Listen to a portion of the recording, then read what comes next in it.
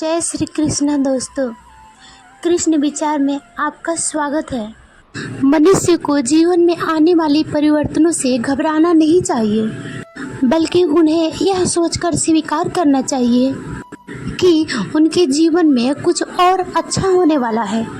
सबसे मुश्किल जीत खुद पर जीत होती है, लेकिन किसी को भी आप वह महसूस कराने की इजाज़त ना दें जिसके आप लायक नहीं हैं। मैं आपको सुनाने जा रही हूँ छोटी सी कहानी जो आपको सारे दुख सुख में बदल देगा। किसी गांव में एक निर्धन परिवार रहता था। उस परिवार में पति और पत्नी सिर्फ 2 ही सदस्य थे। कच्चे मकान थे। अपने घर में वह दोनों पति पत्नी गुजारा कर रहे थे। मेहनत मजदूरी करके वह दोनों पति पत्नी खुश थे। इसी तरह उन दोनों की जीवन की गाड़ी चलती थी। समय के साथ उस गरीब मजदूर की पत्नी प्रेग्नेंट हो जाती है। यह सुनकर उसका पति बहुत खुश होता है। यह सोचकर वह सोचने लगता है कि अब हमारे घर में भी एक नन्हा सा पुत्र खेला करेगा, हम उसे गोद में खिलाया करेंगे। धीरे धीरे वह दिन भी आ गया जब उसकी पत्नी की डिलीवरी होने वाली थी। उसे उसका पति एक अस्पताल में भर्ती कराता है। प्रसव का समय जब निकट आता है तो इधर वह गरीब आदमी अपने होने वाले बच्चों को लेकर मन में सपने सजोने लगता है। तब तक उसके पास यमराज का बुलावा आ जाता है। उसकी एक दुर्घटना में मृत्यु हो जाती है। शहर के कुछ लोग इधर उस आदमी के अंतिम संस्कार करते हैं, तो दूसरी तरफ उसकी स्त्री अपने अस्पताल में अपने बच्चों को जन्म दे रही होती है। जब उस बेचारी को यह खबर मिलती है कि उसकी पति की मृत्यु हो गई है, तो उसका कलेजा फट जाता है। उस बेचारी को दुनिया में बस उसका पति ही तो था। अब वह भी उसे छोड़कर चला गया था। अब तो वह सिसक सिसक कर रो पड़ती है। हे भगवान, यह तुमने कैसा मेरे ऊपर दुखों का पहाड़ डाल दिया। मेरा जो सहारा था उसे ही मुझसे छीन लिया। कम से कम इस बच्चे का तो ख्याल किया होता जो अभी अभी जन्मा हुआ है। पैदा होने से पहले ही आपने उसके सर से पिता का साया हटा दिया। अब कौन इसका पालन पोषण करेगा। वह दुखियारी उस अस्पताल में ही अपने पति को याद करके टूट गई।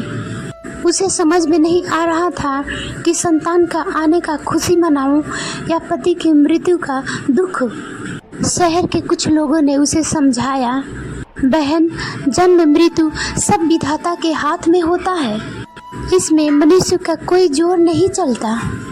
या यह भी कहा जाता है कि जो परमात्मा करता है अच्छे ही करता है, इसलिए जो चला गया उसका शोक छोड़िए और यह जो आया है उसके बारे में सोचिए। इधर कई तरीकों से लोग उस गरीब महिला को समझाते हैं। बेटे को देखकर उसका दुख कुछ हल्का होता है।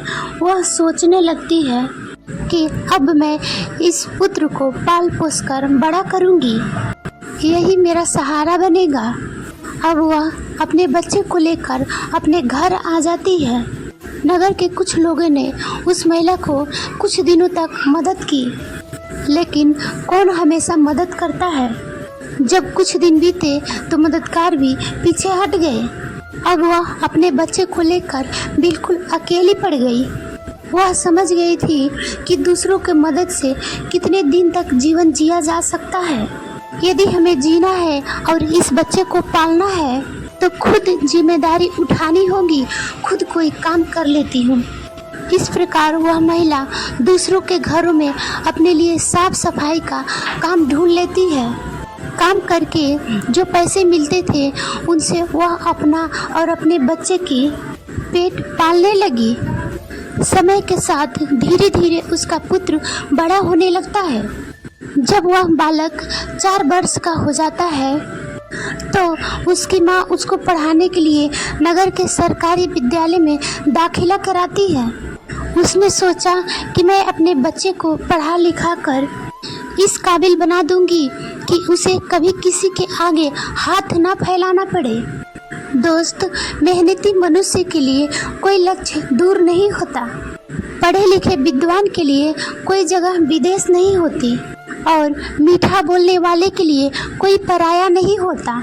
अब इस प्रकार वह महिला मेहनत मजदूरी करके अपने बच्चे को पढ़ाने लगती है। बच्चा भी ठीक से समझता था कि उसके घर में केवल माँ ही है। परिवार के खर्च चलाने वाला उसका पिता उसके जन्म से पहले ही चला गया है, इसलिए वह पढ़ाई भी खूब मन लगाकर करता था। धीरे धीरे बच्चे की उम्र 10 वर्ष की हो जाती है। एक दिन की बात है, वह स्त्री बहुत बीमार पड़ जाती है। उसने सोचा कोई छोटी मोटी बीमारी होगी, इसलिए वह उस पर ध्यान नहीं दिया। उसकी हालत दिन पर दिन खराब होती चली गई। बीमार होने की वजह से वह काम पर भी नहीं जा पाती थी। घर में इतने पैसे भी नहीं थे कि कहीं अपना ठीक से इलाज करवा ले। माँ को अत्यंत बीमार देखकर बेटे को बहुत चिंता हुई। वह बालक कहता है, माँ तुम चिंता मत करो, मैं तुम्हारे लिए अभी डॉक्टर के पास से दवाई लेकर आता हूँ। तुम उसे खा लेना, फिर तुम जल्दी ही ठीक हो जाओगी। अपनी बेटे की बात सुनकर माँ की आंखें भर आती है। वह कहने लगी, बेटा अब तुम्हें कहीं जाने की जरूरत नहीं है। मेरा भी अब समय आ गया है। मैं तुम्हारे पिता के पास जा रही हूँ, लेकिन जाने से पहले तुम मेरी एक बात हमेशा याद रखना। जब तेरा जन्म नहीं हुआ था तब मैंने और तेरे पिता ने एक सपना देखे थे कि हम अपने बच्चे को पढ़ा लिखा कर इतना काबिल बना देंगे कि उसे हमारी तरह गरीबी भरी जिंदगी ना जीना पड़े। लेकिन बेटा मैं उस सपने को पूरा नहीं कर पाई। बेटा मैं यदि चली भी जाऊं तो तुम अपने पिता को सपने को साकार जरूर करना। तुम ऐसा कोई काम मत करना जिससे तुम्हारे पिता का नाम खराब हो। तुम इस प्रकार से जीवन जीना कि तुम्हारा नाम लोग दूर दूर तक जान जाए। बेटा कभी पैसे के पीछे मत भागना। पैसे के लिए तो लोग इतने नीचे गिर जाते हैं कि उन्हें अपने माता पिता का इज्जत का भी ख्याल नहीं रहता। तुम हमेशा अपना नाम कमाना बेटा, हमेशा स्वाभिमानी बनकर जीना। कभी किसी के आगे अपने हाथ मत फैलाना। कभी किसी से याचना ना करना। याचना ना करना ही श्रेष्ठता का मूल है। पराधीनता ही नरक है। मनुष्य को सदा विद्या, धन, बल, कीर्ति और पुण्य कमाना चाहिए। लड़के ने कहा, माँ तुम घबराओ नहीं, माँ तुम घबराओ नहीं, मैं अभी दवा लेकर आता हूँ। बेटे के जाते ही उस गरीब स्त्री की मृत्यु हो जाती है। दोस्त, जब नगर वालों को पता चलती है तो सब लोग इकट्ठे होकर उसकी अंतिम संस्कार करते हैं। अब तो वह बालक बिल्कुल अकेला हो गया था। किस्मत भी क्या खेल दिखाती है। जब जरूरत हो अपनों की तब अकेलेपन की रात में जगाती है। बिना माता पिता के बेटे की उम्र भी ज़्यादा नहीं थी। आखिर जाए तो कहाँ जाए, करे तो क्या करे। दूर के जो रिश्तेदार थे उन्होंने भी उस बालक पर ध्यान नहीं दिए। आखिर वह गरीब जो था, लेकिन वह बच्चा अकेले ही अपने जीवन का राह पर चल देता है। उसने कभी हार नहीं मानी। जो पैसे माँ छोड़ गई थी, कुछ दिनों तक उस पैसों से अपना गुजारा चलाता रहा। कुछ दिन के बाद वह पैसे खत्म हो जाते हैं। घर में भी कुछ नहीं था। अब तो एक ही चारा था कि कुछ काम धंधा की जाए, तभी भोजन की व्यवस्था होगी, तभी स्कूल की फीस भरी जाएगी। लड़के की अपनी माँ की बात अच्छी तरह याद थी। उसके माँ ने कहा था कि बेटा कितना भी बुरा वक्त आ जाए पर किसी के आगे हाथ मत फैलाना, मेहनत करके ही अपना जीवन यापन करना। लड़के को अपनी माँ की यह बात अच्छी तरह याद थी, इसलिए वह कभी किसी के आगे भीख नहीं मांगता था। विद्यालय से आने के बाद वह कभी खेत में काम करने चला जाता था तो कभी किसी की चाय के दुकान पर काम कर लेता था और वहाँ से कुछ पैसे मिलते थे तो अपने विद्यालय की फीस भरता था और अपने खाने पीने की सामग्री खरीद लाता था। इस प्रकार वह छोटी सी आयु में वह बच्चा पढ़ाई भी करता था और अपने खाने का व्यवस्था करने के लिए मजदूरी भी करता था। धीरे धीरे कुछ साल ऐसे ही निकल जाते हैं। बच्चा अब अपने नगर से निकलकर कस्बे में पढ़ने लगता था। तब उसकी कॉपी किताबों का, विद्यालय का फीस का खर्चा बढ़ जाता है। लेकिन उस बालक ने हिम्मत नहीं हारी, रोजाना विद्यालय जाता था। वह जो भी कमाता था उसकी सारी कमाई पढ़ने लिखने में ही खत्म हो जाता था, और जो कुछ थोड़ा बहुत बचता था उससे खाने की सामग्री लेकर आता था। अगर कहीं अस्थायी काम करता तो पढ़ाई नहीं कर पाता, और जब पढ़ाई करता तो पेट भरना मुश्किल हो जाता था। इसलिए साथ ही साथ वह दोनों काम किया करता था। विद्यालय से आकर वह इधर उधर काम करने चला जाता था। एक दिन की बात है, वह बच्चा विद्यालय से पढ़कर आया और काम की तलाश में गया, लेकिन उस दिन उसे कोई काम नहीं मिला। पूरा दिन निकल गया, हरा थका शाम को घर आकर भूखे पेट सो गया। आज कुछ काम नहीं मिला तो खाना कहाँ से खाता। जो पैसे थे उनसे पहले ही विद्यालय की फीस भर चुका था। उसकी स्थिति तो यह थी कि रोज कमाया रोज खाया। जब उसको अगले दिन भी काम नहीं मिली तो बेचारे को भूखे पेट पानी पीकर सोना पड़ा। अब सुबह भूखा ही विद्यालय चला जाता है। जब विद्यालय की छुट्टी हुई तो काम के तलाश में फिर चला जाता है। सोचता है कल नहीं मिला तो क्या हुआ, आज कोई काम मिल जाएगा। लेकिन दुर्भाग्य ने उसका पीछा नहीं छोड़ा। उस दिन भी उसे कोई काम नहीं मिला। आज उसे फिर भूखा पेट सोना पड़ा। भूख उसे ज़्यादा बेचैन कर रही थी, तो एक बात उसके दिमाग में आता है कि भूखे पेट तो पड़ा भी नहीं जाता। अब तो मैं किसी से कुछ मांग कर खा लेता हूँ। पर माँ ने मरते वक्त उससे कहा था कि बेटा कभी भीख मांग कर मत खाना, हमेशा कमा कर खाना। लड़का भी बड़ा स्वाभिमानी था। किसी से मांगने की उसे हिम्मत नहीं हुई। सोचता था चाहे कुछ भी हो जाए पर भीख मांग कर नहीं खाऊंगा। अगर मैंने भीख मांगना शुरू कर दिया तो लोग मुझे भिखारी कहेंगे। भगवान ने पेट दिया है तो कहीं ना कहीं से इसके लिए भोजन भी अवश्य देंगे। अब लड़का उस दिन भी भूखा रहता है। सुबह जब सोकर उठता है तो भूख के मारे चक्कर आने लगते हैं। अभी उसकी उम्र ही कितनी थी कि वह भूख के मार कैसे ही सह पाता था। कुछ बड़ा होता तो 2-4 दिन काट भी लेता। अब आज वह विद्यालय भी नहीं गया। सोचा आज मैं सुबह से ही काम पर जाता हूँ, काम मिल जाएगा तो भोजन कर लूँगा। अब तो काम की तलाश में वह इधर उधर भटकता है। उसके आंखों के सामने अंधेरा छा रहा था। अब तो उसे चला भी नहीं जा रहा था। फिर एक पेड़ के नीचे वह बैठकर सोचने लगा। अब एक बार फिर से उसके मन में भीख मांगने की विचार आता है, लेकिन उसकी अंतर आत्मा फिर मना कर देती है कि तू गरीब है, भिखारी नहीं। भीख मांगेगा तो फिर भीख मांगने की आदत पड़ जाएगी और तू भिखारी बन जाएगा। काफ़ी देर तक लड़का इन्हीं प्रश्नों में उलझा रहता है। फिर उसके दिमाग में एक बात याद आई कि भीख मांगना अलग बात है और मदद मांगना अलग बात है। मैं किसी से भीख नहीं मांगूंगा पर मदद तो मांग सकता हूँ। भीख मांगना तो वह है जो मांगकर फिर लौटाया ना जाए, पर मदद मांगना वह है जो आप कभी भी लौटा सकते हो। लड़के ने सोचा कि मैं आज किसी से मदद मांग लेता हूँ, जब मुझे काम मिल जाएगा तो लौटा दूंगा। अब वहाँ से चलता है तो नगर के बाहर एक बड़ा सा घर दिखाई देता है। लड़का उस द्वार पर जाकर द्वार को खटखटाया। तब घर के अंदर से एक महिला निकलती है। महिला ने द्वार पर देखा कि एक 10 वर्ष का बड़ा ही उदास सा मासूम सा लड़का खड़ा है। पहले तो वह महिला उस लड़के से पूछती है कि बेटा तुमने दरवाज़ा क्यों बजाया, क्या कुछ काम है?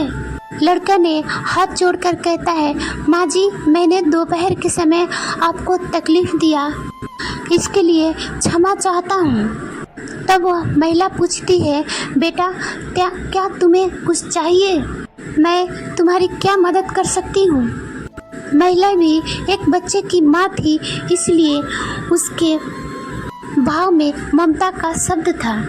उस महिला के पूछने पर लड़के के मन में एक बार तो यह आया कि उससे वह सारे तकलीफ बता दे, लेकिन उसके स्वाभिमान ने उसे रोक लिया और वह भोजन की जगह पानी मांगा। कहने लगा, माँ जी, मुझे बहुत जोर की प्यास लगी है। माँ जी, मुझे प्यास लगी थी, इसीलिए दरवाज़ा खटखटाया। क्या मुझे एक गिलास पानी मिल सकता है? लेकिन वह महिला बहुत समझदार थी। जब वह लड़की को देखा तो वह समझ गई कि बालक बहुत भूखा है। वह कहती है, बेटा तुम थोड़ी देर रुको, मैं तुम्हारे लिए पानी लेकर आती हूँ। वह महिला घर में जाती है और रसोई से एक गिलास दूध और पानी और लड्डू लेकर आती है और दूध से भरे गिलास उस लड़के को दे देती है। लड़के ने जब गिलास पकड़ा तो उसमें दूध था। दूध को देखकर लड़का खुश हो जाता है। लड़का मन ही मन उस माँ को दुआएं देने लगता है। महिला ने उसको पहले लड्डू खाने को दिए और बोली, बेटा दूध गर्म है, पहले लड्डू खा लो, जब दूध ठंडा हो जाए तो पी लेना। लड़का जब उस महिला को देखता है तो उसे ऐसा लगता है कि उसकी अपनी माँ खड़ी है। मन ही मन सोचता है, कितनी अच्छी माँ है। मैंने एक गिलास पानी मांगा था और यह दूध ले आई। उसने समझ लिया कि मैं भूखा हूँ। लड़का आराम से बैठकर लड्डू खाता है और दूध पीता है। तब वह स्त्री कहती है, बेटा क्या तुम्हें और कुछ चाहिए? लड़का सोचने लगता है कि मैं इस दूध के बदले में मैं इस माता को क्या दे सकता हूँ। मेरे पास तो कुछ भी नहीं है। दूध पीने के बाद लड़का कहता है, माँ जी, मैंने आपसे पानी मांगा और आपने मुझे दूध पिलाया, इसके बदले में मैं आपको क्या दे सकता हूँ? महिला ने कहा कि बेटे, मैंने तुम्हें दूध इसलिए नहीं पिलाया है कि बदले में तुमसे कुछ ले सकूं। महिला कहने लगी, बेटा तुम्हारा चेहरा देखकर लगता था कि तुम भूखे हो, तो मैंने सोचा कि पानी की जगह दूध ही पिला देता हूँ, इसलिए मैं तुम्हारे लिए दूध ले आई। लड़के ने फिर कहा, नहीं माँ जी, आप इसके बदले मुझसे ज़रूर कुछ मांगिए, मैं अपने हैसियत के हिसाब से आपको ज़रूर कुछ दूंगा। लड़के की बात सोचकर महिला सोचती है, यह लड़के बड़ा स्वाभिमानी है। वह लड़का बार बार उससे मांगने की बात करता था, तो वह महिला उसका मन रखने के लिए उसे कह देती है कि बेटा, मैंने यह दूध पिलाकर तुम पर कोई एहसान नहीं किया हूँ, फिर भी यदि तुम मुझे कुछ देना चाहते हो तो तुम मुझे एक वचन दो कि जिस प्रकार आज मैंने तुम्हारी मदद की है, इसी प्रकार जब तुम मदद करने लायक हो जाओ तो किसी ज़रूरतमंद की मदद कर देना। जिस दिन तुम किसी की मदद कर दोगे उसी दिन तुम मेरे मदद से एहसान मुक्त हो जाओगे। दोस्तों, उस महिला ने यह बात इसलिए कही थी कि वह लड़का अपने आप को मजबूर ना समझे और वह खुशी खुशी अपने घर को जा सके, और वह लड़का उस बात को अपने दिमाग में बैठा लेता है और वह लड़का उस महिला को पैर छूकर काम के तलाश में आगे को चला जाता है। इस प्रकार धीरे धीरे कई दिन बीत जाते हैं। जिस विद्यालय में वह पढ़ता था उसी विद्यालय में उस स्त्री का लड़का भी पढ़ता था जिसने उसे दूध पिलाया था। एक दिन वह महिला अपने बच्चे को विद्यालय छोड़ने जाती है तो उसने देखा कि विद्यालय में वह लड़का भी पढ़ रहा था। वह स्त्री उस लड़के को पहचान लेती है और वह विद्यालय में जाकर मास्टर जी से पूछा कि वह बालक कौन है। तो मास्टर जी ने उसे बताया कि वह बालक का नाम संकेत है, वह बिना माँ बाप के है। छोटी सी आयु में ही उसके दोनों माता पिता गुजर गए थे। यह जानकर उस महिला को बड़ा दुख होता है। वह सोचती है जब इसके माता पिता नहीं है तो फिर इसके पढ़ाई का खर्च कौन उठाता है। तब विद्यालय के बड़े मास्टर बताते हैं, बहन जी, संकेत बहुत ही मेहनती और अच्छा बच्चा है। वह अपने पढ़ाई का खर्च स्वयं उठाता है और पढ़ने में भी बड़ा तेज है। वह मेहनत मजदूरी करता है और तब जाकर विद्यालय का फीस भरता है। जब कभी भी वह विद्यालय नहीं आता है और अपनी फीस भी समय पर नहीं देता है तो हम लोग उसे परेशान नहीं करते हैं। जब उस स्त्री को संकेत का स्थिति का पता चलता है तब वह करुणा से भर जाती है। उसका मन करता है कि क्यों ना इसका कुछ मदद करूं। जिसका कोई नहीं होता ऐसे ही लोगों को तो मदद करना चाहिए, तभी तो भगवान प्रसन्न होते हैं। जिसका कोई नहीं होता उसका ईश्वर होते हैं।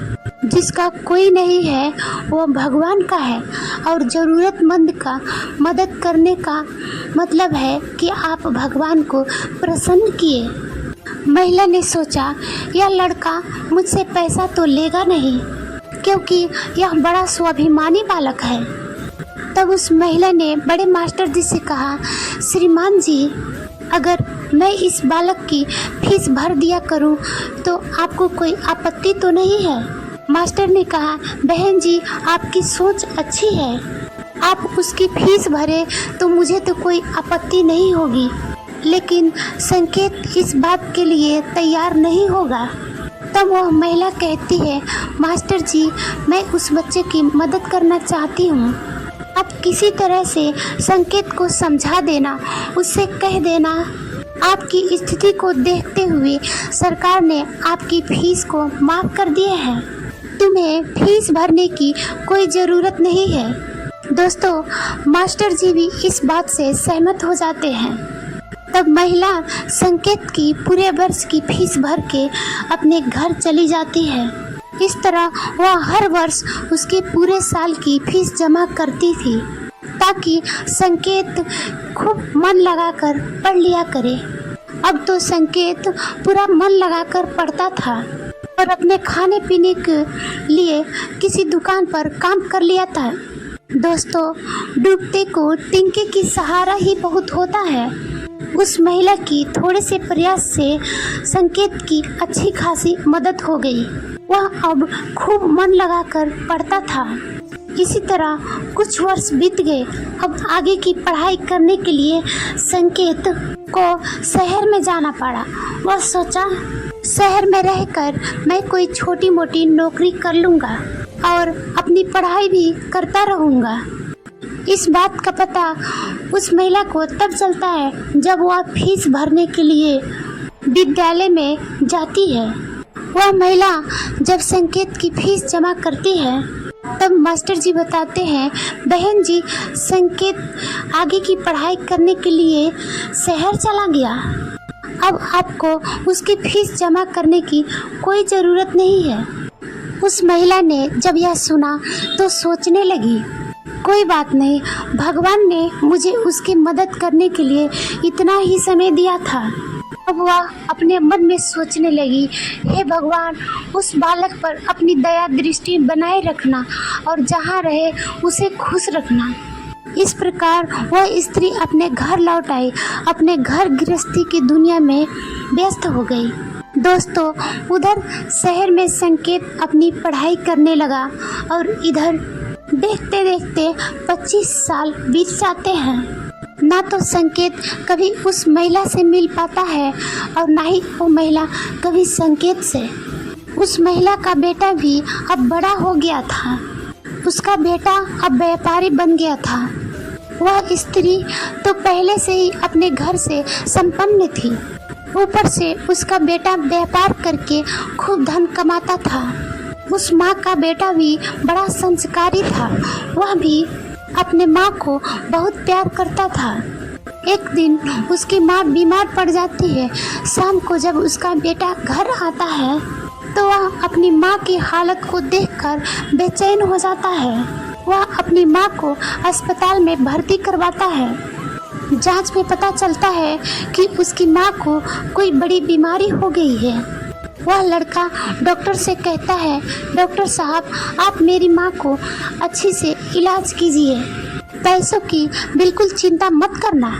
तब डॉक्टर कहते हैं, भाई तुम्हारी माँ को बड़ी बीमारी हो गई है, तुम इनको शहर लेकर जाओ। इनकी बीमारी में बहुत ही ज़्यादा पैसा लगेगा और इनका इलाज यहाँ पर संभव नहीं है। छोटे मोटे अस्पताल में इनका इलाज नहीं हो सकता है, इनको शहर लेकर जाओ और किसी बड़े अस्पताल में ले जाकर इनका इलाज करवाओ। और बड़े अस्पताल का मतलब है कि खर्चा भी बहुत अधिक होगा। बेटे ने कहा, डॉक्टर साहब मैं अपनी माँ को ठीक करने के लिए कुछ भी करूँगा, आप बस मुझे कोई रास्ता बताइए, मैं अपनी सारी धन दौलत बेच दूँगा। डॉक्टर बोले, बड़े शहर में मैं तुम्हें अस्पताल की जगह बताता हूँ, तुम अपनी माँ को वहीं इलाज करवा सकते हो। अगर तुमने वहाँ अपनी माँ का पूरा इलाज करवा लिया तो तुम्हारी माँ बच सकती है, नहीं तो तुम्हारे माँ के प्राण संकट में पड़ सकते हैं। यह सुनकर लड़का घबरा जाता है और वह सोचने लगा, अब मुझे जल्दी से जाना होगा। और डॉक्टर साहब से पता और नंबर लेकर वह शहर चला गया। उसकी माँ तो उसे बहुत मना करती रही, हे बेटा तुम मुझे कहाँ लेकर जाओगे, इतना पैसे कहाँ है हमारे पास, बड़े शहर में अच्छा इलाज करवाने के लिए हमारे पास पर्याप्त पैसे नहीं है, यहीं से डॉक्टर साहब से दवा ले लेते हैं, धीरे धीरे मैं सही हो जाऊंगी, तुम परेशान मत हो। तब लड़का बोला, माँ इस दुनिया में एक तुम ही तो हो, जिसके होने से मुझे कभी अकेलापन महसूस नहीं हुआ, कभी मुझे किसी बात की चिंता नहीं होती, इसीलिए चाहे कुछ भी हो जाए मैं तुम्हें इस बीमारी से मरने नहीं दूंगा। धन का क्या है, खत्म हो जाएगा तो फिर कमा लेंगे, लेकिन माँ तो फिर नहीं मिल सकती। इस प्रकार लड़का अपने माँ को शहर लेकर जाता है। जिस डॉक्टर से उसकी माँ का इलाज होना था वह डॉक्टर उस समय अस्पताल में नहीं थे, किसी मरीज को देखने के लिए विदेश गए थे। अस्पताल के कर्मचारी ने बताया कि डॉक्टर साहब कल आएंगे, तब तक आप अपनी माँ को अस्पताल में भर्ती करवा दो। लड़के ने बिना देर किए अपनी माँ को भर्ती करवा दिए और डॉक्टर साहब का आने का इंतजार करने लगता है। अगले दिन जब डॉक्टर साहब आते हैं तो वह लड़का अपनी माँ की हालत डॉक्टर साहब को बताता है। डॉक्टर साहब ने विश्वास दिया कि जांच के आधार पर मैं कह सकता हूँ कि तुम्हारी माँ ठीक हो जाएगी, मगर इनका इलाज काफ़ी लंबा चलेगा। लड़के ने कहा, डॉक्टर साहब चाहे कुछ भी हो जाए मैं अपने माँ को ठीक करवा कर ही घर जाऊँगा, चाहे इसके लिए मुझे अपना सब कुछ बेचना पड़ जाए। इस प्रकार वहाँ के डॉक्टर ने उस माँ को इलाज शुरू कर दिया। अगर छोटे शहर की बात होती तो खर्चा कुछ कम हो जाता, लेकिन वहाँ का खर्चा तो बहुत लंबा था। फिर भी उस लड़के ने हिम्मत नहीं हारी। दोस्तों, माँ से अनमोल संसार में कुछ भी नहीं है। डॉक्टर साहब जो दवाइयाँ लिखते थे वह दवाइयाँ बहुत महंगी आती थी। लड़का अपने माँ के लिए महंगी से महंगी दवाइयाँ लेकर आता था। उधर उसका जो व्यापार था वह अपनी माँ के देख रेख में बंद हो गया था। महीनों दिन तक इलाज होता रहा। धीरे धीरे करके उसकी माँ एक दिन ठीक हो गई। बेटे के पास जो जमा पूंजी थी वह खत्म हो गई। इधर माँ को जब पता चलता है कि बेटे के पास अब पैसे नहीं रहे, बेटा तुम इतनी महंगी दवाइयाँ ले रहे हो, कहाँ से डॉक्टर साहब की फीस भरोगे? वह लड़का अपनी माँ का इलाज निरंतर जारी रखता है और धीरे धीरे एक महीना बीत जाता है। वहाँ पर एक बात बड़ी ही विचित्र थी। वह जो सबसे बड़ा डॉक्टर था वह जब उस लड़के की माँ से मिलने आता था तो काफी देर उस माँ के पास बैठकर बातें किया करता था। यह देखकर माँ को भी बड़ा अच्छा लगता था और वह सोचती थी कि अजीब डॉक्टर है, इतना बड़ा डॉक्टर होकर भी जिसके पास बिल्कुल फुर्सत नहीं है, वह मुझसे बात करने के लिए इतना समय कैसे निकाल लेता है। दोस्तों, इस प्रकार कई दिन बीत जाते हैं। एक दिन वह लड़का डॉक्टर के पास जाता है और डॉक्टर साहब से पूछता है कि डॉक्टर साहब, अभी मेरी माँ का इलाज कितने दिन तक और चलेगा। डॉक्टर साहब उसे सारी बात बताते हैं कि भाई आप चिंता मत करो, आपकी माँ पूरी तरह से स्वस्थ हो चुकी है। मैं भी संतुष्टि के लिए एक बार और जांच करवा लेता हूँ। उस जांच का रिपोर्ट आ जाने दो, फिर तुम अपने माँ को घर ले जा सकते हो। अब तो उस माँ का बेटा उस रिपोर्ट का आने का इंतज़ार करने लगता है। 2 दिन के बाद वह रिपोर्ट आता है। जब रिपोर्ट आती है तो लड़का फिर डॉक्टर से मिलने जाता है और पूछता है, डॉक्टर साहब, क्या मेरी माँ ठीक हो गई? कोई खतरे वाली बात तो नहीं है? तब डॉक्टर साहब कहते हैं, भाई चिंता मत करो, रिपोर्ट अच्छी आई है, तुम्हारी माँ पूरी तरह से ठीक हो गई है, अब आप इन्हें अपने घर ले जा सकते हो। डॉक्टर की बात सुनकर बेटा खुश हो जाता है और डॉक्टर साहब को बहुत धन्यवाद देता है। लड़का अपने माँ के पास जाता है और सोचता है कि भगवान का लाख लाख शुक्र है कि मेरी माँ बच गई, मेरी मेहनत सफल हो गई। यही बात वह अपनी माँ से बताता है कि माँ, तुम पूरी तरह से ठीक हो गई हो, अब हम बहुत ही जल्द अपने घर जाने वाले हैं। यह बात सुनकर उसकी माँ खुश हो जाती है, लेकिन अगले ही पल वह सोचने लगती है कि मैं तो ठीक हो गई हूँ, लेकिन इस अस्पताल का जो बिल आएगा वह लाखों में होगा, कैसे मेरा बेटा उसे चुका पाएगा? इतनी मोटी रकम की व्यवस्था वह कहाँ से करेगा? उसके पास जो जमा पूंजी थी वह तो सब इलाज में खर्च हो गया। माँ को उदास देखकर बेटा समझाता है, माँ तुम क्यों उदास हो? मैं अपना सब कुछ बेचकर आपका इलाज का बिल चुका दूंगा, घर मकान तो बाद में भी बना लूंगा, इसलिए माँ तुम्हें इन बातों को चिंता करने की कोई ज़रूरत नहीं है। बेटा अपने माँ को बहुत समझाता है, मगर माँ तो माँ होती है, उसका अपने बेटे के लिए चिंता करना तो स्वाभाविक था। माँ सोचने लगती है, यदि मेरा बेटा सब कुछ बेच देगा तो फिर वह अपना जीवन आगे कैसे चलाएगा, इसके भविष्य का क्या होगा? वह माँ रात भर यही सोचती रही। चिंता करते करते माँ और बेटे को दोनों की रात निकल गई। जब अगला दिन होता है और उसकी माँ की छुट्टी का समय होता है तो अस्पताल का एक कर्मचारी एक लिफाफा लेकर आता है और उस महिला के बेटे से कहता है कि डॉक्टर साहब ने आपके लिए एक बिल का लिफाफा भेजा है, आप इस बिल को ठीक से देख लो और इस बिल को चुकाकर तुम अपने माँ को अपने घर ले जाओ। बिल का लिफाफा देखकर वह अस्पताल का कर्मचारी तो चला गया। अब वह लड़का उस बिल के लिफाफे को खोलते हुए सोचता है कि पता नहीं कितना बिल होगा। बेटे को चिंता में देखकर माँ भी परेशान हो जाती है। माँ एकदम से बेटे की हाथ से वह बिल का कागज छीन लेती है। माँ उस बिल को खोलकर देखती है। जब माँ ने उस बिल के लिफाफे को खोलकर देखा तो उसमें एक छोटी सी पर्ची रखी हुई थी। उस पर्ची पर लिखा हुआ था, माँ जी, आपने अपने बिल का भुगतान तो 25 साल पहले ही कर दिया था, जब आपने 2 दिन के बच्चे भूखे को 1 गिलास दूध और लड्डू दिए थे खाने के लिए और अगले 5 साल तक उस बच्चे की विद्यालय की फीस भरी थी।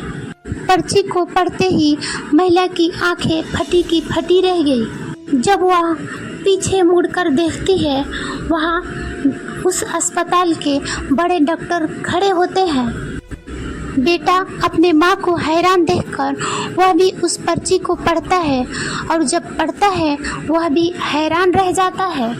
लड़का अपने माँ से पूछता है कि माँ, क्या तुम डॉक्टर साहब को पहले से जानती हो?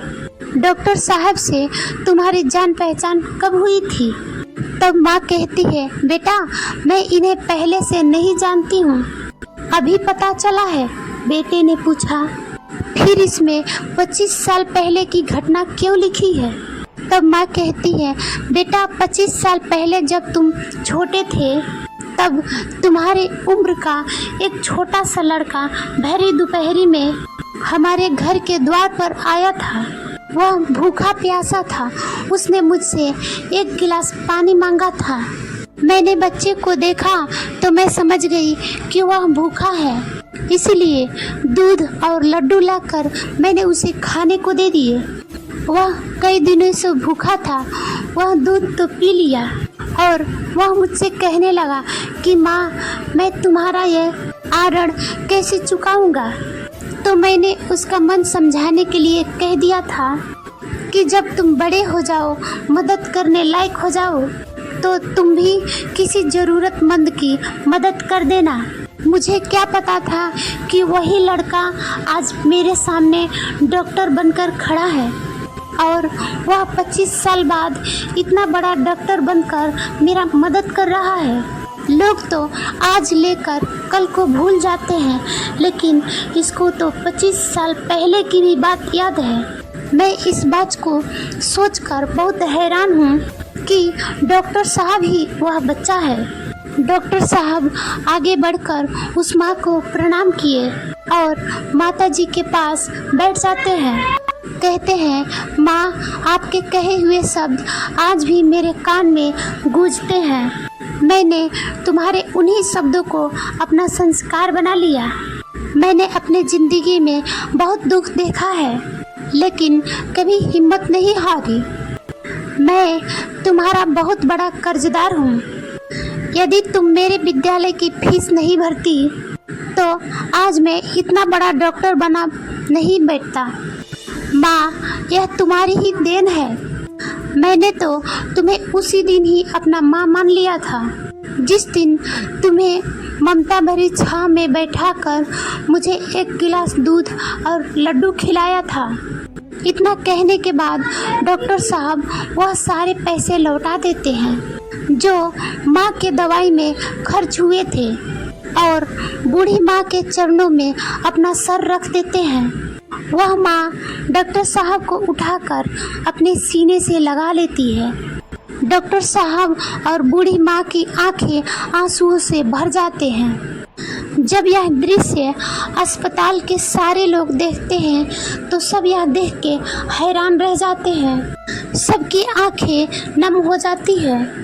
दोस्त, यह 4 बातें जो भी व्यक्ति समझ लेगा वह कभी गरीब नहीं रहेगा।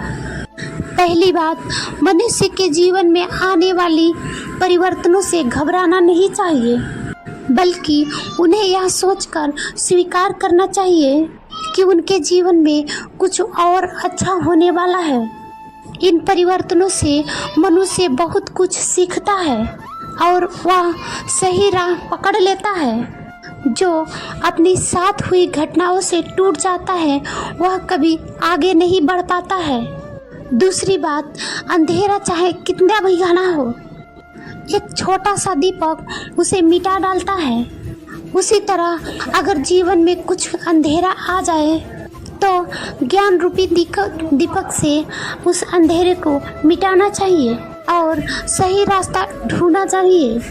ज्ञान वह निधि है जो रंक से राजा बना देती है, भटके को सही मार्ग दिखा देती है। तीसरी बात, आप दूसरों को भला कीजिए, दूसरों पर दया कीजिए।